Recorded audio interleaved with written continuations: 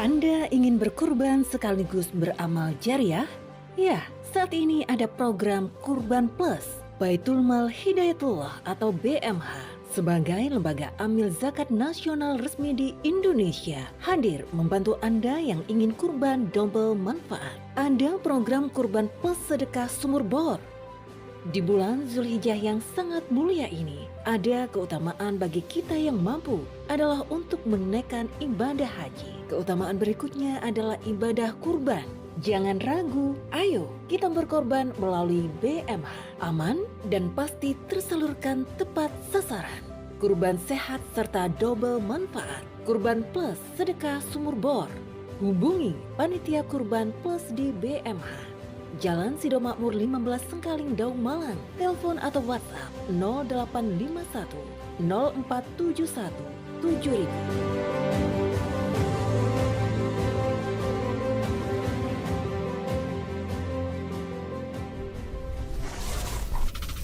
Anda masih bersama 97,3 Radio Kanjuruhan FM. Terima kasih Anda masih bersama Radio Kanjuruhan FM. Dan mari kita melangkah pada program berikutnya.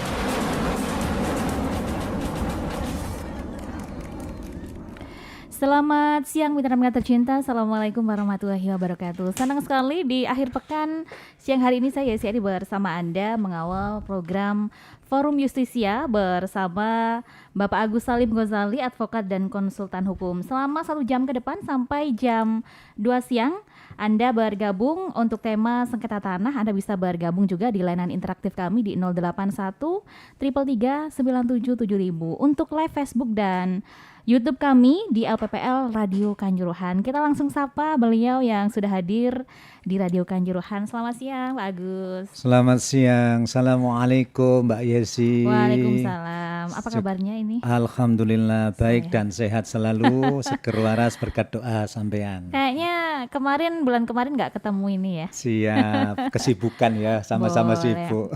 Jadi nanti mitra tercinta untuk Anda yang pengen bergabung silakan untuk WA di 081 333 977000. Apa sih sebenarnya sengketa tanah? Kita ulang kembali untuk materi di bulan kemarin ya Pak Agus ya. Iya. Bulan apa kemarin? Bulan Maret ya kalau nggak salah ya. Iya. Baik, terima kasih Mbak Yesi waktunya. Mohon maaf kepada semua para pendengar tercinta Radio FM Kanjuruhan dimanapun berada. Selamat bertemu kembali, mudah-mudahan Bapak dan Ibu sekalian, para pendengar senantiasa sehat walafiat. Dan mudah-mudahan diberikan sebuah kesehatan untuk digunakan dalam kesempatan dan kebaikan semuanya. Bapak dan Ibu sekalian, mungkin dalam bulan yang lalu kami sudah memberikan satu penjelasan terkait tanah. Tanah itu adalah air dan tanah ini menjadi diatur oleh negara. Maka semuanya yang ada di muka bumi termasuk tanah Bapak Ibu yang hari ini ditempati memang semua diatur oleh negara ya.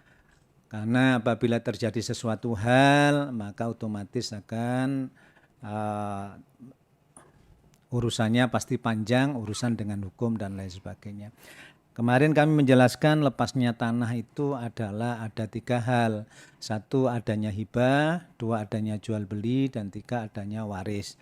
Untuk kali ini kami akan menerangkan apa sih yang dimaksud dengan hibah. Ya, Mbak Yesi, jadi hibah itu adalah pemberian sesuai dengan konfirmasi hukum Islam di pasal 171 huruf G itu bahwasanya hibah adalah pemberian suatu benda secara sukarela dan tanpa imbalan dari seseorang kepada orang lain yang masih hidup untuk dimiliki.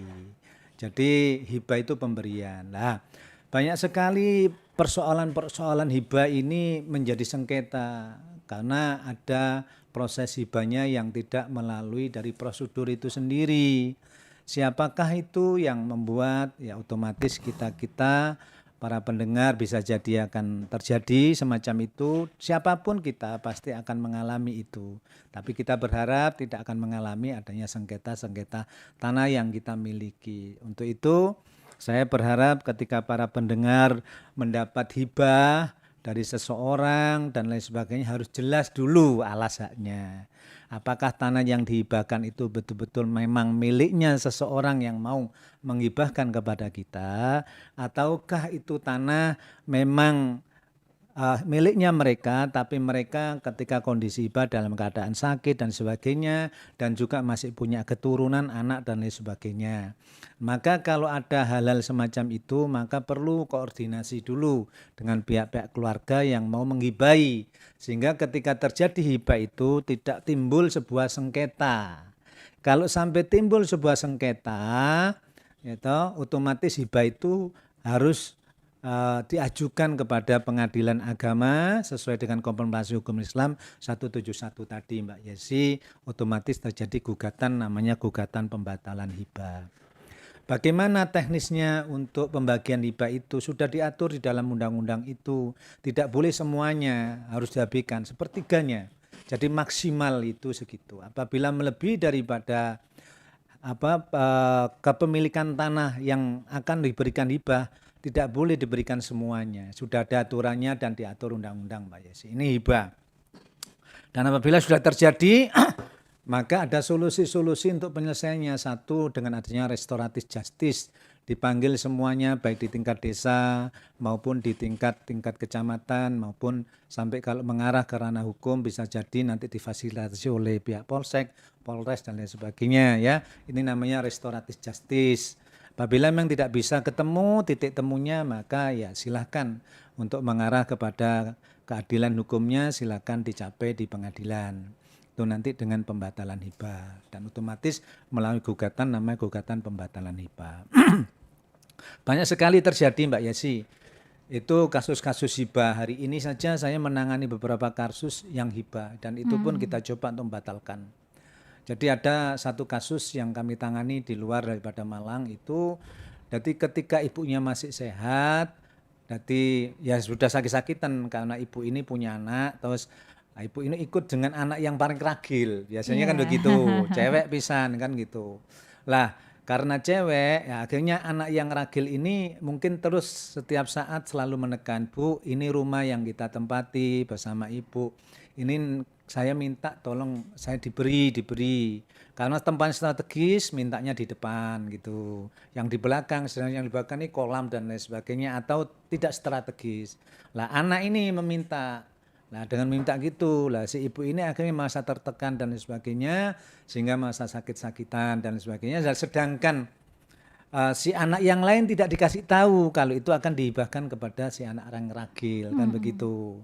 Nah, akhirnya tanpa sepengetahuan daripada saudara-saudaranya itu, ternyata si ibu diajak di notaris. Notaris lalu terjadilah sebuah ikatan jual beli, yang dimana di situ tidak dicantumkan memang dalam ikatan itu pembagiannya kamu posisi di depan, yang satunya di belakang tidak, tapi diparuh dari kepemilikan tanah daripada ibu tadi. Nah, walhasil begitu setelah dihibahkan ikatan itu jarak kurang lebih 5 bulan sampai 6 bulan si ibu meninggal dunia. Nah, ketika meninggal dunia, otomatis ahli waris yang lainnya bertanya, ternyata sudah tercipta ikatan jual beli itu tadi. Apa ikatan hibah? Namanya akte pengikatan hibah. Jadi ini, nah setelah itu notarisnya bingung juga, nggak akan bisa beralih karena walaupun ada pengikatan itu, tapi tidak melalui persetujuan daripada yang lain. Maka secara ini bisa dibatalkan nantinya. Proses pembatalannya bagaimana? Ya otomatis melalui proses pengadilan. Ini hibah. Maka kepada para pendengar dimanapun berada yang mendengarkan terkait masalah pencerahan hukum ini, sosialisasi hukum ini, ya atau penyuluhan hukum ini yang kami adakan bekerjasama dengan Radio Kanjuruhan FM. Monggo kita interaktif. Ayo, saya hanya berharap mudah-mudahan Bapak dan Ibu menjadi cerdas hukum, paham hukum, sehingga Bapak dan Ibu sekalian nanti tidak gegabah dan tidak terjebak oleh hukum itu sendiri dan tidak menjadi korban daripada oknum-oknum dan mafia-mafia hukum itu sendiri, Mbak Yesi. Iya, Ini iya. Pak, ya. Berkaitan dengan sengketa tanah Pak Agus, apakah ada dokumentasi mungkin pengaduan untuk syarat sengketa tanah, penyelesaian sengketa tanah itu? Ya, Jadi begini, ada beberapa hal yang kalau mereka mengadu di kantor saya, biasanya saya meminta dokumen-dokumen apa sih? Iya, Kan begitu. begitu, dokumen yang kamu punyai, apa yang kalian punyai, apa masyarakat rakyat yang punyai, Pak saya punya tanah gitu kan gitu. Tanah saya dapat dari orang tua saya. Terus kamu punya apa? No, ini Pak saya enggak punya apa-apa, cuma saya ketika diberi itu ada saksinya ini. Terus ada apa lagi? Disaksikan ini. Ada enggak satu lembar surat yang mengatakan sampean diberi oleh si orang tua sampean oleh dan segitu toh? Iya. Walaupun belum ada pengikatan akte hibahnya. Iya, betul. Minimal ada pernyataan-pernyataan itu. Kalau memang ada disaksikan 2 orang sesuai dengan hukum, ya maka kita bantu untuk menyelesaikan itu. Lalu kita coba datangi. Kalau memang orang tuanya sudah meninggal, siapa yang tidak mau untuk mengakui ini kan gitu. Nah, mungkin saudaranya dan sebagainya, ya kita datangi mereka, kita rembuk, minta bantuan kepala desa ya setempat agar difasilitasi. Lalu kita datang, kita lakukan pengertian. Nah, kita cari one-one solution di situ. Kalau memang bisa selesai, maka kita buatkan sebuah namanya dading, sebuah pernyataan damai kan gitu. Kita tulis di situ pernyataan damainya yang nanti diketahui kepala desa. Selanjutnya nanti kita buatkan kepala desa untuk bisa membuatkan namanya akte hibah yang disetujui oleh saudara-saudaranya yang lain atau waris karena orang tua sudah meninggal. Kalau orang tuanya masih hidup masih bisa untuk dibuatkan akte hibahnya melalui desa boleh, melalui notaris boleh. Mbak Yesi begitu. Iya. Itu Mbak Yesi. Terus apabila nanti Bapak dan Ibu ada sengketa terkait hibah, terkait tanah ataupun mungkin warisan gitu. Karena hibah itu pemberian kepada seseorang, kepada orang lain selama semasa hidupnya. Tapi kalau sudah mati itu namanya beda. Makanya ketika Bapak dan Ibu diberi hibah oleh orang tua, oleh kakek, oleh nenek atau siapapun, segera untuk ditindaklanjuti. Bagaimana keberadaannya tanah ini dan bagaimana yang menghibahkan, apakah tanah ini sah menjadi miliknya orang yang menghibahkan itu atau tidak. Bisa jadi orang yang menghibahkan itu dapat dari kakeknya, tapi belum dibalik namakan kepada dia. Otomatis nanti kan jadi keruwet ini Mbak Yesi, panjang akhirnya kan gitu. Sedangkan kakeknya punya anak sekian kan gitu. Nah sedangkan yang dihibahi cucunya. Nah nanti paman-pamannya, palik-paliknya tidak sepakat kan gitu. Dan kakeknya sudah meninggal kan gitu. Nah ini menjadi masalah. Inilah yang kadang timbul persoalan-persoalan tanah ini di sini Mbak Yesi. Jadi tidak boleh dengan pengakuan lisan saja tanpa ada sebuah dokumen dan catatan yang tadi Mbak Yesi katakan itu yang sampaikan ya pertanyaan itu. Betul. Nah gitu Mbak Yesi. Itu ya. Terus selanjutnya kalau memang hanya akuan tadi itu, ya hanya pengakuan lisan tanpa ada saksi, tanpa ada sebuah pernyataan, tapi si pihaknya penerima ini merasa dihibahi dan lain sebagainya, ya harus dibuktikan kan gitu. Kalau masih ngotot ya coba kita bantu, kita selesaikan secara mediasi kekeluargaan melalui kepala desa setempat gitu, agar kepala desa setempat bisa membantu dan mereka bersifat netral. Biar nanti diinikan ya apa solusinya, bagaimana caranya, pasti semua persoalan itu pasti ada solusinya Mbak Yesi. Saya yakin selama mereka tidak mengedepankan ego sentrisnya. Insya Allah ya sama-sama duduk bersama mengedepankan penyelesaian, mufakat, musyawarah monggo. Tapi kalau tidak bisa ya silakan dilanjutkan ke ranah hukum begitu. Ini hibah Mbak Yesi. Terkait hibah mungkin ada yang bertanya, monggo sebelum saya lanjutkan kepada pembagian atau waris atau jual beli nantinya depan. Ya. Pengertian hibah tadi. Lalu waris, sekarang saya selanjutnya sambil siapa tahu ada yang bertanya Mbak Yesi.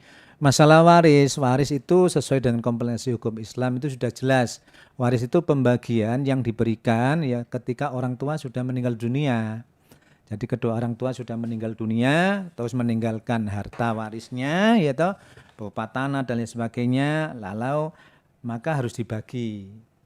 Maka hak-hak tanah itu tidak boleh dikuasai satu orang, harus dibagi oleh beberapa orang yang memang betul-betul mereka menunjukkan bahwasannya yang dibagi itu adalah anak atau keturunan atau ahli waris daripada yang telah meninggal sesuai dengan ketentuan undang-undang yang tercatat dalam letter C maupun dalam akte maupun dalam sertifikat tersebut. Itu kalau memang betul nama si A itu contoh siapa ya atau sudah meninggal dunia, nanti kita telusuri bahwasanya si A ini mempunyai menikah dengan si B, mempunyai keturunan sekian-sekian.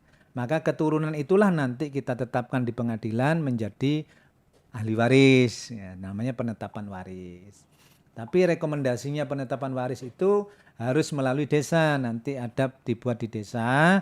Desa itu membuat namanya surat pernyataan waris yang ditandatangani oleh desa, kepala desa, lalu diajukan kepada camat.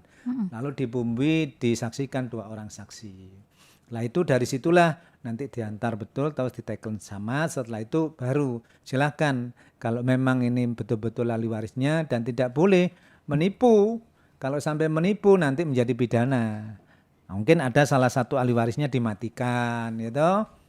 Oh ini 10 karena ahli waris tidak cocok dengan yang lainnya, nggak usah diikutkan. Ya udah nggak usah pakai ahli waris, nggak usah pakai keterangan waris dari desa. Itu namanya menjadi sengketa tanah tersebut sejak awal. Tapi kalau sudah sepakat sebelumnya ada sengketa, ada pernyataan waris, ya monggo sepakat.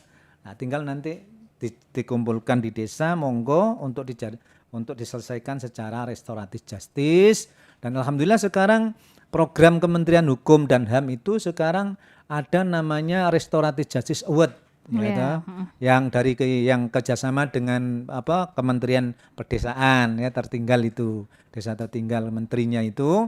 Nah itu kemarin sudah saya salah satunya yang untuk siap memberikan bantuan hukum, penyuluhan hukum atau paralegal hukum terhadap kepala-kepala desa yang nanti akan kita berikan pengetahuan hukum dan nanti akan kita lombakan di tahun depan untuk bisa ikut. Di Kabupaten Malang ini ada beberapa paralegal atau kepala desa yang sudah dapat nominasi, salah satunya Wonosari, Berdem, terus Tambak Asri, Sri Gonco. Itu satu Pak Wito yang dari Wonosari, terus Mbak Purwanti dari Sumberdem, terus mencapai itu dari mana ini? Sri Konco. Tajinan ini ya. Tajinan. Kalau Sri Konco Mas Didit. Mas Didit ya. Nah, itu sudah komunikasi dengan kita mereka itu. Jadi alhamdulillah mereka ini yang sudah memang ini nanti akan bisa menangani di tingkat desanya ketika ada trouble dari masyarakatnya terkait masalah-masalah hukum. Gitu, Pak, Mbak ini Yesi. ada pertanyaan ya dari line SMS. Ya, kita Radio batasi Kanjuruhan. masalah sengketa tanah ya. Iya, ini tentang sengketa tanah dari hamba Allah. Ini hamba Allah Pak ya. Gak mau disebut namanya lah. Mengapa sengketa tanah dalam penyelesaian itu selalu memakan bertahun-tahun dan memakan biaya yang banyak sih Pak? Iya. Ya. Apakah memang seperti itu? Atau mungkin kalau dari melalui Bapak Ghazali mungkin bisa gratis atau gimana ini? Jadi gini, sengketa tanah itu sebetulnya tidak ruwet ya, tidak sulit ya, dan tidak mahal ya. Karena pengadilan kita saat ini sudah mengarah kepada pengadilan yang cepat, prima dengan murah bayarnya kan begitu. Hanya tetapi kalau ibu-ibu para pendengar itu maju sendiri, kadang-kadang konteksnya kan tidak paham. Oh iya. Bagaimana cara mengajukannya, bagaimana cara ini mengajukan buat gugatan dan lain sebagainya. Sebelumnya di kantor kami, kalau Bapak Ibu mau mengurus terjadinya trouble tanah, sengketa tanah, yang pertama Bapak dan Ibu sekalian harus punya alas haknya dulu. Alas hak. Alas hak. Apa alas hak itu? Apa yang menjadi kepemilikan Ibu? Kalau yang menyatakan bahwasanya ini memang tanah ini milikku, kan begitu. Contoh mungkin Mbak Yesi, aku punya tanah Pak, di mana? Di sini. Saat ini dikuasai orang. Aku mau ngurus Pak gugatannya. Terus bertanyalah saya, andai kata Mbak Yesi ke kantor saya tanya, kepemilikan yang saya punyai apa? Ternyata saya tidak bisa menunjukkan itu. Saya dapatnya dari ini Pak, dari sini dulu gini dan lain sebagainya. Ya toh? Lah otomatis inilah yang menjadi trouble. Nah otomatis saya biasa menyarankan, Bapak kalau mau silakan datang ke kepala desa, minta surat keterangan letter C dan riwayat tanah. Saya tidak tahu Pak letter C-nya berapa, nomornya berapa, tapi saya tahu tanahnya di sini. Dan ini sudah saya tempati sekian tahun. Ya, coba koordinasi dulu sana. Biasanya orang-orang males ke sana karena biasanya di tingkat desa pun bingung juga gitu karena yang mana kan gitu masih Iya. mencari dokumen-dokumen itu gitu kadang lama dan lain sebagainya gitu karena sekarang kan tidak sistematis tidak langsung online gitu kan melihatnya kan tidak langsung online jadi masih manual mencari berkas lah yang susah itu kalau berkas-berkas letter C yang ada di desa itu mohon maaf ya disabotase dengan kepala desa yang sebelumnya Bisa seperti itu. bisa banyak akhirnya hilang letter C itu Oh, iya. dan akhirnya desa tidak punya dokumen letter C tidak punya Nah, biasanya di desa sendiri ini ruwet gitu, Pak. Biasanya ya. Saya mau bikin ini mungkin Iya, agak ruwet. Nah, iya. itu mungkin lamanya di situ ya. Ya, yang pertama di situ, Mbak. Ruwetnya bukan berarti ruwet bukan di ruwet, tapi dokumen desa itu enggak ada. Yang ada itu biasanya PTT, PBB gitu itu ya. Iya, iya, Nah, sedangkan PBB. data di desa itu karena sejak dulunya sudah ada yang mohon maaf karena kepala desa yang dulu kalah kan gitu toh, sehingga tidak ada penyerahan berkas-berkas dokumen letter C dan buku-buku lainnya itulah. Sehingga kepala desa yang baru bingung. Nah, sedangkan cari sekdesnya kan lebih paham gitu. Iya. Itu kadang-kadang juga tidak sinkron. Karena terjadi politik yang terdahulu. Imbasnya oh dulu kamu dukung ini kalau tidak jadi kan akhirnya menjadi ini. Sebenarnya tidak semacam itu. Mestinya kepala desa siapapun dari perangkat yang dulunya mendukung yang lama tapi yang lama tidak jadi, setelah kepala desa yang baru jadi ya dirangkul semua sehingga nanti kinerja pelayanan desa berjalan dengan baik. Begitu Mbak Yesi. Lah Iya. lamanya itu karena mana dokumen itu Mbak Yesi. Iya, betul. Kalau Itu. biayanya tadi, Pak? Kalau masalah biaya sebenarnya murah. Melalui ketentuan undang-undang itu kalau pendaftaran kan sudah ada areanya sendiri-sendiri. Area 1, area 2, area 3 kan gitu ya wilayah. Kalau mungkin pengadilannya di Kepanjen sini ya otomatis kalau sengketanya di Kepanjen itu untuk daftarnya murah. Tapi masalahnya proses sidangnya ini tidak cukup 1 hari 1 malam. Tidak cukup 1 minggu. Iya. Tidak cukup 1 bulan, tidak cukup 6 bulan. Ini yang membuat panjang. Prosesnya semacam itu. Lah, otomatis sampai 6 bulan, ada yang 8 bulan, itu baru putus di tingkat pertama. Lalu mereka masih ngejar lagi, tidak puas dengan putusan tingkat pertama, mereka mengajukan banding. Banding ini pun bisa 1 tahun, bisa 8 bulan. Lalu tidak puas, kalah mereka umpama, ya toh putusannya masih, mereka kasasi. Kasasi butuh 1 tahun dan lain sebagainya. Lah ini yang memakan waktu panjang sehingga biayanya panjang. Oh, begitu. Biayanya juga agak besar di sini. Terus siapa yang mau sekarang untuk Mbak Yesi sebagai seorang lawyer, seorang pengacara dimintai tolong. Terus begitu sidang Mbak Yesi enggak punya pom bensin, Mbak Yesi mau berangkat sendiri. Pom bensinnya enggak ada. Iya. Enggak dikasih, Pak saya enggak ini. Kan gitu umpama ya. Tapi bagi mereka yang tidak punya ya, yang tidak punya, ini kemarin saya sampaikan kepada Kementerian Hukum dan HAM. Karena di Kementerian Hukum dan HAM itu kan ada Prodio yang ditanggung oleh APBN, juga APBD ya, yang ada. Dengan catatan gini, lah hal-hal yang sengketa tanah ini belum bisa dimasukkan. Karena apa? Begitu dia ini nanti menang, saat ini dia lagi tidak punya, untuk biaya itu kan tidak punya. Tapi begitu menang, contoh, sengketanya 1 hektar. Tempatnya strategis, Pak saya tidak punya duit, saya ini miskin, untuk makan saya tidak bisa. Tapi ini dipelajari, masuk di kita dipelajari, ternyata ini luar biasa. Secara hukum dia punya hak ini ya, dia punya hak, potensi, dipelajari, keadilan hukumnya kayaknya menang ini. Tetapi dia tidak punya biaya. Akhirnya kita gratiskan ya, kita gratiskan contoh. Begitu kita gratiskan, terus semuanya minta SKTM, petinggi juga kelurahan mendukung, terus kita sudah putusan menang toh. Begitu putusan menang kita masukkan ke Kanwil Hukum agar bisa dirembes pendanaan itu ya toh. Iya, betul. Dirembes pendanaan itu. Ternyata dia kaya disurvei, kena kita. Loh kaya ini sekarang. Wah ini bahayanya di Gitu. situ. Tapi kalau mereka yang miskin betul boleh. Begitu disurvei, begitu rekapitulasi ulang ya toh. Ya, oleh pengawas badan ini di tingkat Kanwil, oh iya benar kita tidak kena penalti. Ini maka harus kita hati-hati. Jadi para bapak dan ibu sekalian, kalau urusan bab tanah mungkin bapak ibu miskin awalnya, tapi ketika menang pasti bapak ibu akan menjadi kaya.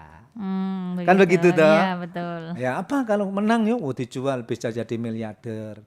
Kalau 1 hektar di tengah kota dijual apa di lokasi Panjen gitu ya, sudah kan menjadi kaya, tadinya enggak punya. Maka enggak bisa ini kita bantu dengan dana APBD, enggak bisa kita bantu dengan dana APBN. Maka solusinya ya harus mandiri, terutama. Tapi kalau tidak mampu yang di luar daripada sengketa tanah mungkin perceraian. Dia enggak mampu betul, memang untuk menemukan dia enggak bisa, rumahnya enggak layak dan sebagainya. Maka boleh kita bantu yang pertama. Yang kedua Kalau pidana. sengketa nggak bisa berarti ya? Ya, karena tadi ini analisanya di situ, Mbak. Pertimbangannya itu saat ini tidak mampu. Nah itu kan kalau menang lah, kalau kalah gimana Pak? Nah, kalau kalah beda lagi kan gitu. Oh begitu. Beda lagi kalau kalah, karena kan kita bisa menganalisa, Mbak. Apakah ini nanti bisa menang atau tidak? Oh begitu ya. Kan begini, kalau di kantor saya, kalau Bapak Ibu ingin mencari seorang lawyer, terus datang ke kantor saya ingin menang Bapak Ibu, maka jangan cari saya. Lebih baik cari pengacara luar. Tapi kalau Bapak Ibu datang kantor saya ingin memperjuangkan keadilan hukum, kebenaran, hak keadilan hukum yang lagi diperjuangkan oleh Bapak dan Ibu sekalian, kami siap membela itu. Sampai dimanapun kami siap. Dan siapapun lawan-lawan kita, ya tergugat dan sebagainya, kita siap menghadapi demi untuk menegakkan keadilan dengan kebenaran hukum. Kenapa saya katakan ini? Kalau Bapak Ibu datang kantor saya ingin menang permasalahan hukumnya, maka nanti akan menghalalkan segala cara, Mbak Yesi.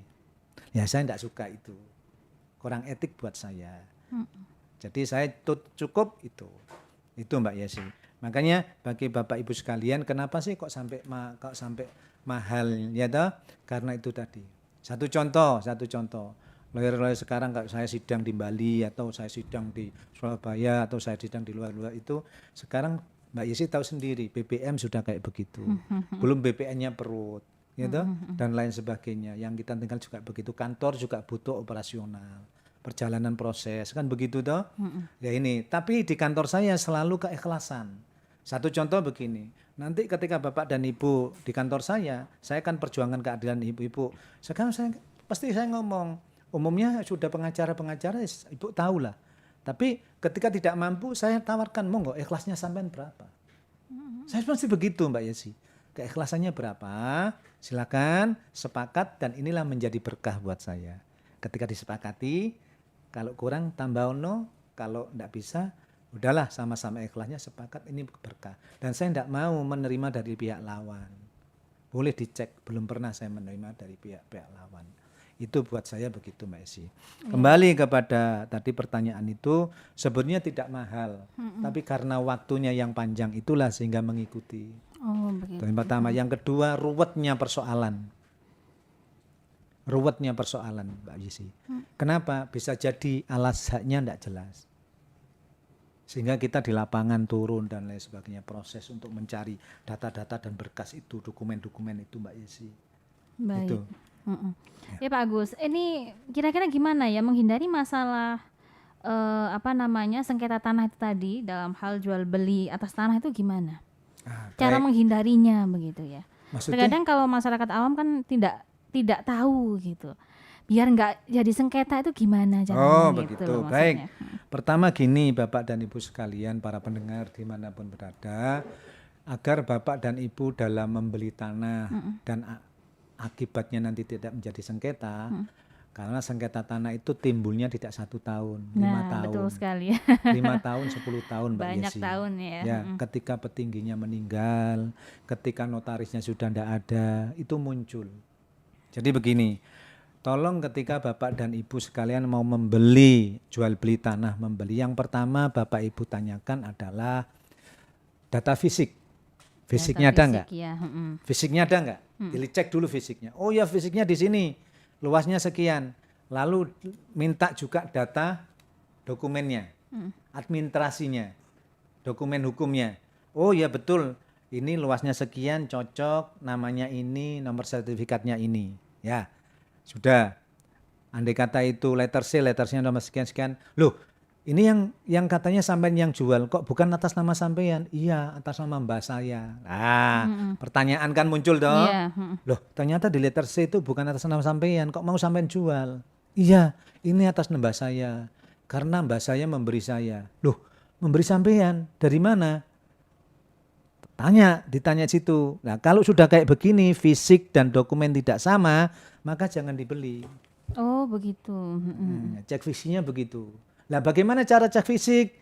Tanyakan kepada orang-orang yang paham, yang bisa memberikan pengertian. Termasuk ini, sosialisasi ini, Mbak Desi. Yeah. Berikan, nah, termasuk sosialisasi ini di kantor yang memang menurut jenengan representatif ya, bisa dipertanggungjawabkan untuk memberikan. Saya selalu memberikan keterangan apa adanya, Mbak. Tidak pernah saya tutupi. Biar masyarakat cerdas. Saya pun tidak akan getun bahasanya ya. Biarlah cerdas. Kalau urusan rezeki urusan Tuhan gitu buat saya. Nek masyarakat cerdas ya kan mau dia mau pilih yang mana, mau yang mana, silakan haknya mereka. Tapi saya yakin Allah tidak pernah menukar rezekinya kita masing-masing. Itu prinsip saya. Jadi Bapak Ibu cek dulu. Pak, ini mau saya jual tanah ini. Minta berapa? Saya minta 50 juta umpamanya. Luasnya berapa? Luasnya ini 200 meter. Kok di mana lokasinya? Di situ. Umpamanya di Dilem gitu ya. Oh, Dilem pinggir jalan. Wih, iya.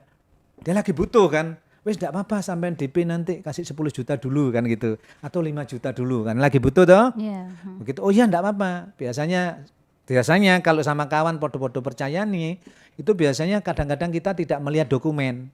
Kepercayaan doang. Akhirnya kita tertipu lagi. Hati-hati. Maka Bapak dan Ibu saya sarankan saudara, dulur, sahabat, teman itu adalah orangnya.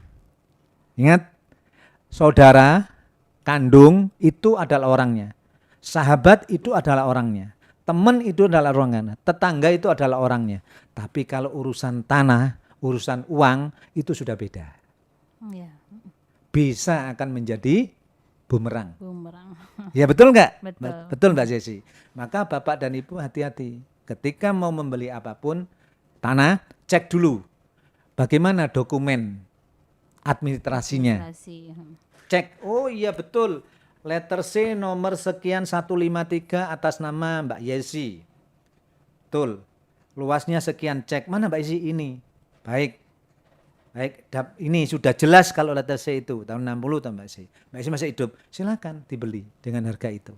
Tapi kalau sudah letter C, sampai yang jual ternyata namanya di situ bukan Mbak Yesi. Umpamanya namanya Yono. Loh Yono siapa Mbak ini? Umpamanya Yono itu suami saya. Terus gimana? Sudah meninggal. Sampai punya anak Mbak? Enggak punya anak. Nah ini gono gini.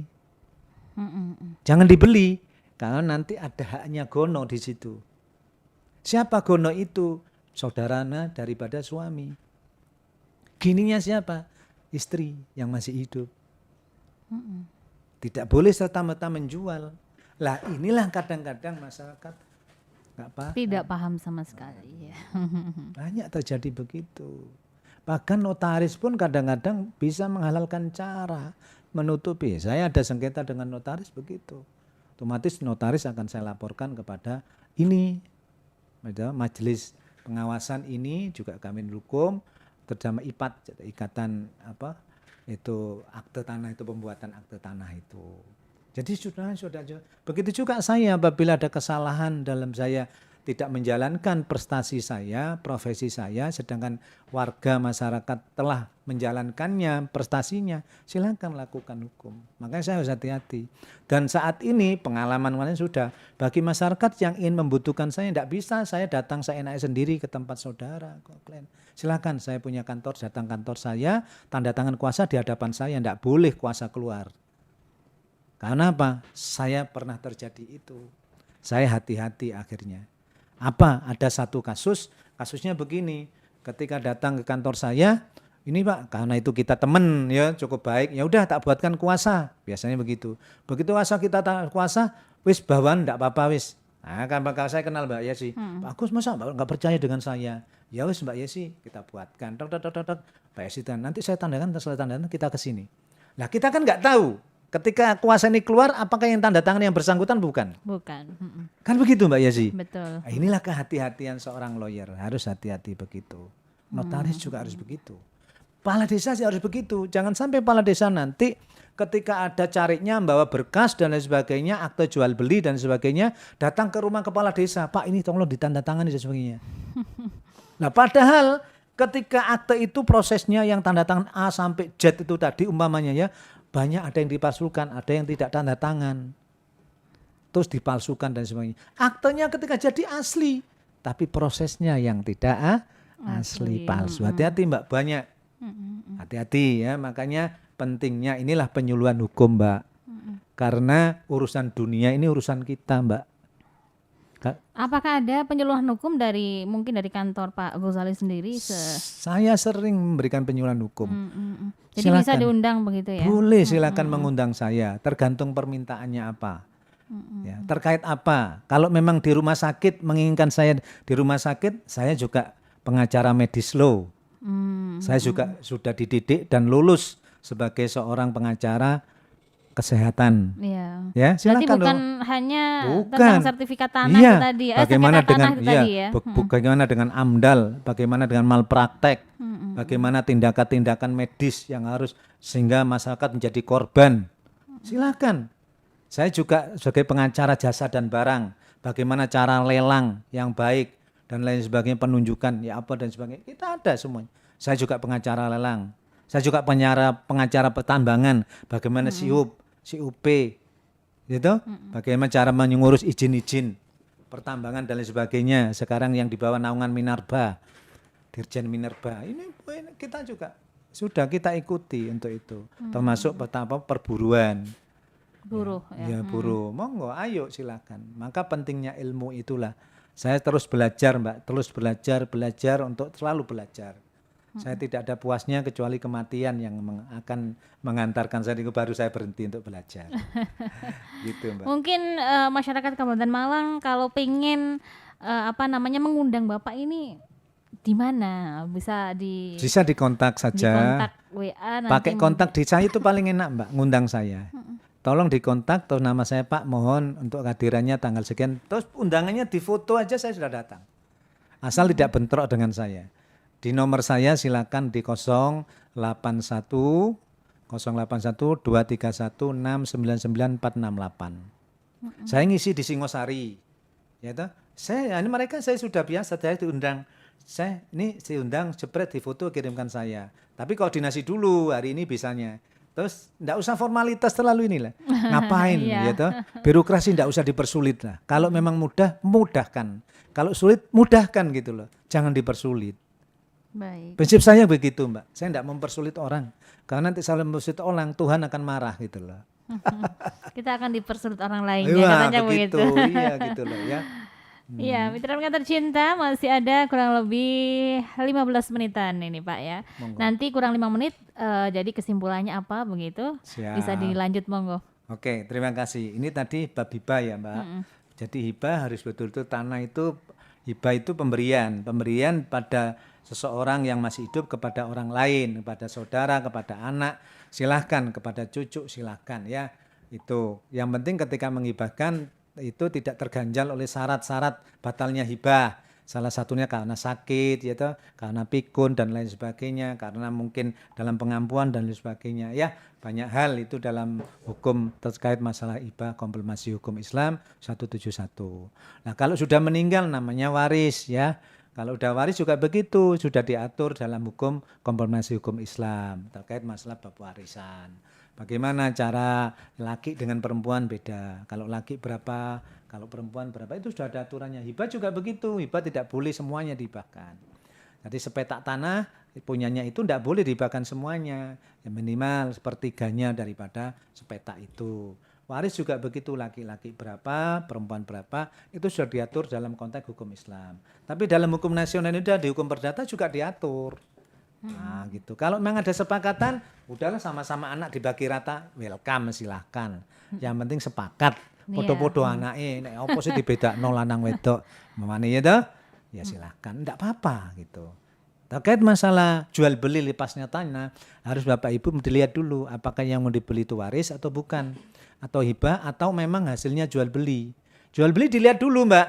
Jual beli ini ketika dia dapat jual beli itu ya, aktenya jual beli maksud saya, terus dijual lagi, dilihat dulu. Kalau jual beli itu memang hasilnya ketika dalam pernikahan gono gini, terus terjadinya sebuah perceraian gitu, maka kok dijual. proses itu di tahun itu masih ini gonogini namanya. Tidak bisa satu orang menjual. Kalau satu orang menjual itu nanti notaris paham itu, tapi dilanjutkan maka cacat hukum, batal demi hukum nanti akte yang dibuat. Sertifikat itu. Jadi hati-hati betul Bapak dan Ibu sekalian, maka cek fisik perlu, cek dokumen perlu Mbak Yesi ya. Kalau tidak paham silakan kontak di nomor saya atau mengundang saya, silakan, tidak butuh, tidak perlu harus datang, cukup by phone saja konsultasinya, silakan di 081231699468 atau melalui Mbak Yesi di Radio Boleh. Kanjuruhan ya. Saya kira mungkin itu nanti akan disampaikan ke saya kan. Iya. Iya. Begitu Mbak Yesi ya. Jadi sekali lagi tanah ini sebetulnya mudah kalau kita tahu ilmunya. Semua itu mudah kalau tahu ilmunya. Makanya ada sebuah dari salah satu di semu ini kitab itu tuh Manarodat dunya wa alai bil ilmi katanya kan begitu. Kalau kamu ingin bahagia dunia harus dengan ilmu. Ilmu nih. Pentingnya ilmu kan begitu. Artinya pengetahuan biar tahu.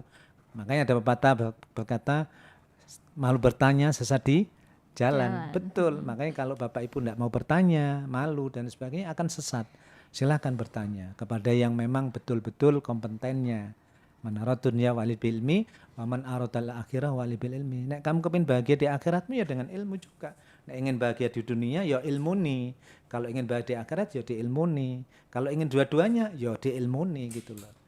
Makanya pentingnya pengetahuan. Makanya saya mudah-mudahan doakan Bapak dan Ibu sekalian saya sehat walafiat Mbak Yesi ya, seger waras supaya saya bisa memberikan penjelasan-penjelasan ini apa adanya gitu loh. Saya tidak terkontaminasi dengan politik ini dan ini enggak.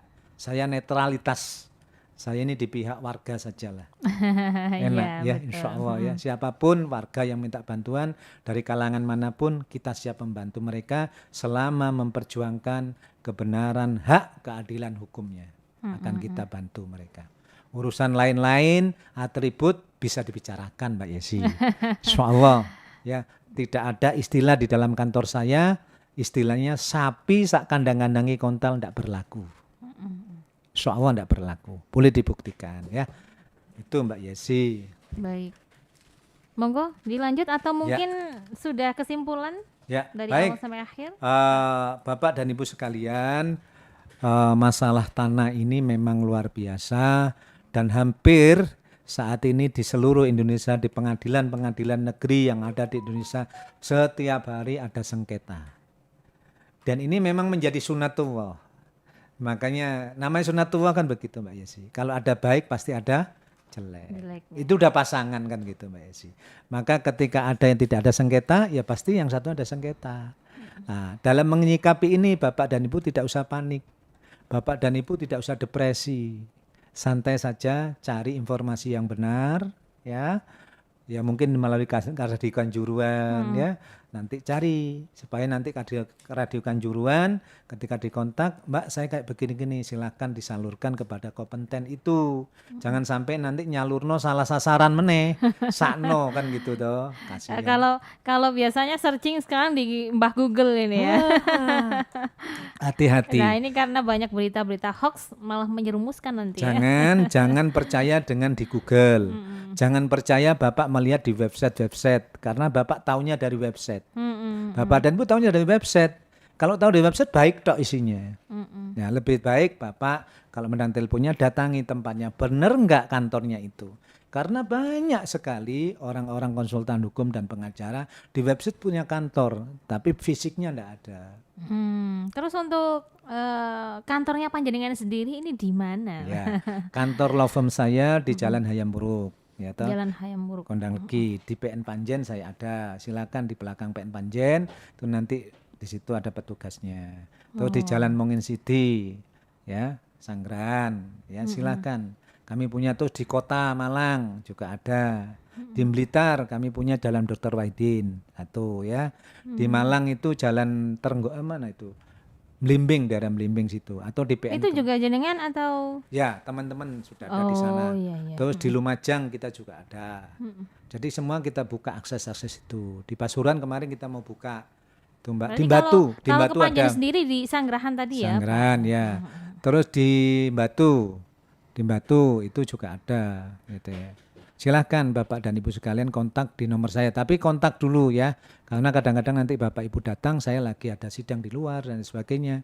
Kan nanti tidak ketemu, kasihan gitu, nunggu lama. Lebih baik komunikasi lewat by phone dulu di 0821 081 081 231 699 468 ya. Silakan nanti janjian dulu ketemunya kapan, insya Allah. Dan ini nanti saya sudah janjian nanti ada TKP di Bali gitu, tanah juga. Habis ini ke Bali berarti Enggak, baru saya pikir di konsultasi Bali. mereka datang ke kantor gitu, temuan di mana gitu, dan nanti ngobrol kita agendakan. Itu juga begitu hilang tanahnya Mbak Yesi.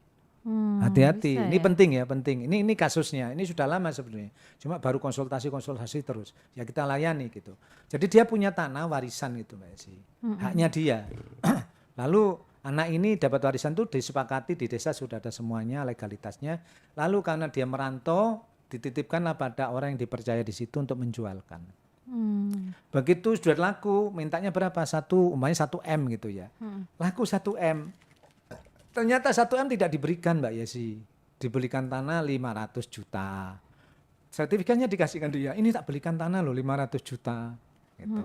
Lah sisanya itu katanya si pihak penjualnya tadi itu, makelarnya, tak beli ini diminta kakakmu kemarin bayar utang, yang ini dan sebagainya. Nah ini nggak jelas. Hati-hati. Akhirnya klien ini tidak punya apa-apa. Kasihan sekarang dia ini jalannya seok-seok, untuk makan saja bingung gitu loh. Makanya terus kita bantu, kita coba untuk membantu. Terus kebetulan juragannya itu juga ada kemampuan untuk itu. Ayo bareng-bareng kita bantu, hukumnya di kita, nanti kita bantu anunya. Kita coba bantu. Mudah-mudahan ini bisa selesai. Akhirnya saya somasi. Pihak Bali saya somasi Mbak Yesi. Datang ke kantor akhirnya. Datanglah di kantor, terus betul dia sudah gini loh. Dia akhirnya buat pernyataan. Tapi saya tidak langsung, ini sebenarnya pidana gitu loh ya. Tapi saya mencoba untuk memediasikan dulu. Dengan mediasi itu kita sama-sama menjaga martabat seseorang. Apabila bisa Mbak Yesi, tapi kalau tidak bisa ya sudah, kan gitu Mbak Yesi. Baik. Kalau hukum. Kesimpulannya Bapak. Baik, kesimpulannya hari ini. Baik, terima kasih Mbak Yesi dan para pendengar Radio Kanjuruhan FM yang mendengarkan siaran langsung ini terkait bab masalah hukum terkait sengketa tanah. Jadi ada beberapa hal sengketa tanah. Yang pertama itu lepasnya tanah itu karena hibah, karena jual beli, karena waris. Bisa karena wakaf dan lain sebagainya. Tapi ketika Bapak dan Ibu mau diberi hibah, Bapak dan Ibu harus jelas. Harus melihat dulu bagaimana siapa yang hibahkan dan lain sebagainya. Apalagi Bapak dan Ibu nanti ini mau membeli tanah, maka dilihat juga dokumen-dokumen daripada sertifikat tanahnya, berkas-berkas atau letter C-nya dan lain sebagainya. Lalu siapa yang menjual? Apabila yang sama dengan yang menjual dan fisiknya juga sama dengan yang ada di dokumen hukum, ya silahkan kalau dicek fisik itu. Kalau memang Bapak Ibu sudah ada sertifikatnya mau dijual dan ingin Bapak Ibu mengecekkan fisik, silahkan dicekkan di BPN. Langsung Badan Pertanahan Nasional di Kabupaten Malang ya, di Jalan Kawi sana. Bilang aja sana Pak, Bu, langsung ke sana, nanti di sana dikasihkan form. Namanya form pengecekan fisik. Nah itu nanti ada biaya di luar istilahnya BP anti itu di luar daripada biaya perkara itu loh. Itu ada, silakan, itu prosedural. Kalau memang minta bantuan di notaris silahkan masuk itu notaris. Itu supaya nanti Bapak Ibu tidak terjerumus. Jangan sampai Bapak Ibu nanti terjerumus terkait masalah sengketa-sengketa tanah yang tadinya tidak ada sengketa menjadi timbulnya sengketa. Maka dengan ini, dengan penyuluhan ini harapan saya Bapak dan Ibu, para pendengar dimanapun berada yang mendengarkan ini, maka semakin cerdas, semakin paham hukum. Dan ketika ada sengketa tanah, monggo nanti di trouble di tempat Ibu dan Bapak sekalian, silakan bisa kontak di nomor saya 0812316999. Kami akan berikan yang terbaik, konsultasi hukum secara gratis. Baik pun boleh, mau langsung boleh di kantor saya. Dan supaya Bapak Ibu sekalian cerdas dan paham hukum, sehingga Bapak dan Ibu sekalian tidak terkena oleh oknum-oknum dan mafia tanah itu sendiri yang dilakukan oleh orang-orang yang tidak bertanggung jawab. Dan jangan sampai Bapak dan Ibu ketika ada masalah melihat di Google Maps atau website, di situ terpampang cukup indahnya kantornya dan sebagainya, tahu percaya ternyata secara fisik kantornya tidak ada, jangan sampai ya. Saya kira mungkin itu Mbak Yesi, mohon maaf Baik. sebesar-besarnya, semoga bermanfaat. Dan mohon doanya mudah-mudahan Mbak Isi sehat, saya juga sehat walafiat, Amin. bisa terus meneruskan memberikan penjelasan keterangan ini kepada masyarakat terkait hukum. Iya. Cukup sekian Mbak Isi, mohon maaf para pendengar dimanapun berada. Akhiran fahuwa muwafiq ila aqwamit thoriq. Wabillahi taufiq wal hidayah. Assalamualaikum warahmatullahi wabarakatuh. Waalaikumsalam Mohon warahmatullahi izin, Mbak wabarakatuh. Isi, Amit. Terima Monggo. kasih. Iya, mitra yang tercinta, terima kasih banyak. Itu tadi Forum Justisia bersama Bapak Ghazali. Insya Allah kita ketemu lagi bulan depan ya, di awal bulan, Sabtu awal bulan begitu. Dan terima kasih untuk Anda yang sudah bergabung di sore hari ini. Setelah ini nanti jam 15 sampai jam 5 sore jangan lewatkan karaoke dangdut campur sari bersama teman-teman umum ya, bersama umum. Jadi Anda boleh bergabung nanti dari jam 15 sampai jam 17. Terima kasih banyak dari kawasan Jalan Kawi nomor 1 Kepanjen, Yesi Adama Tugas. Selamat siang. Wassalamualaikum warahmatullahi wabarakatuh. Anda masih bersama 97,3 Radio Kanjuruhan FM.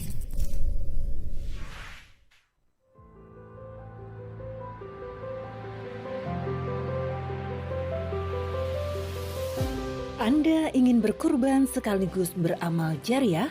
Ya, saat ini ada program Kurban Plus Baitul Mal Hidayatullah atau BMH sebagai lembaga amil zakat nasional resmi di Indonesia hadir membantu Anda yang ingin kurban double manfaat. Ada program Kurban Plus Sedekah Sumur Bor. Di bulan Zulhijjah yang sangat mulia ini, ada keutamaan bagi kita yang mampu adalah untuk menunaikan ibadah haji. Keutamaan berikutnya adalah ibadah kurban. Jangan ragu, ayo kita berkorban melalui BMH. Aman dan pasti tersalurkan tepat sasaran. Kurban sehat serta double manfaat. Kurban Plus Sedekah Sumur Bor. Hubungi Panitia Kurban Plus di BMH. Jalan Sido Makmur 15 Sengkaling Daung Malang. Telepon atau WhatsApp 0851 0471 7000.